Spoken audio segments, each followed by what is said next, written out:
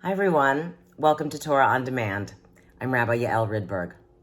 On June 19th, 1865, Galveston, Texas became the last place in America to free its slaves. Although the Emancipation Proclamation was issued 2 years prior, the dream of freedom was deferred. The newly minted, now federal holiday of Juneteenth formally celebrates the recognition of that critical juncture in the American experiment.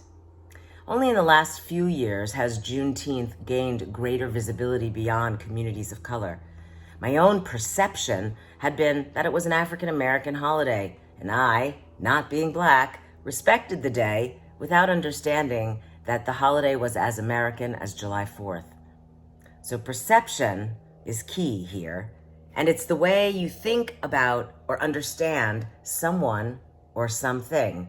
And my perception of Juneteenth was incomplete.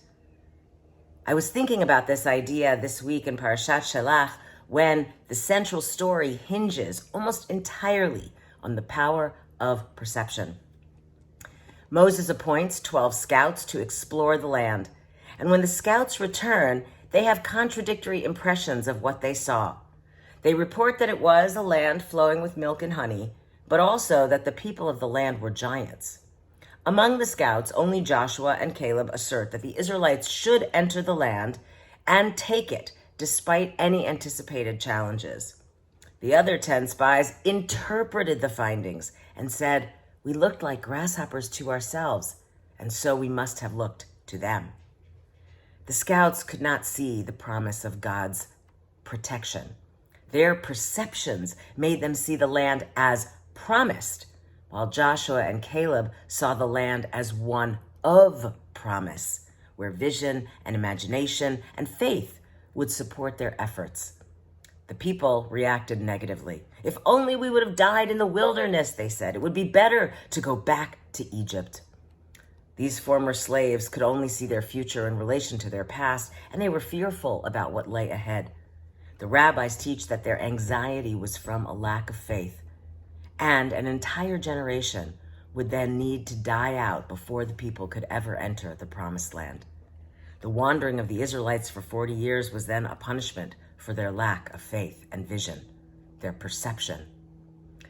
Juneteenth has been celebrated in communities of color for more than 150 years, but it only became a federal holiday last year. A day for celebration, reflection, and healing. It's an opportunity now to connect to a collective past while rooted in the present. The Jewish experience of wandering is as important to our liberation because we understand the effort that it takes to change our perception for the future. The dream of a promised land may have been deferred for the Israelites as much as the dream of racial justice has been deferred for Americans in our time. But a dream deferred does not have to mean a dream denied. Liberation is not something that happened long ago and is forever. Not for the ancient Israelites and not for African Americans. Our perceptions must not blind us to the work accomplished and the work that still must be done. Shabbat Shalom. Thanks for joining me. See you next time.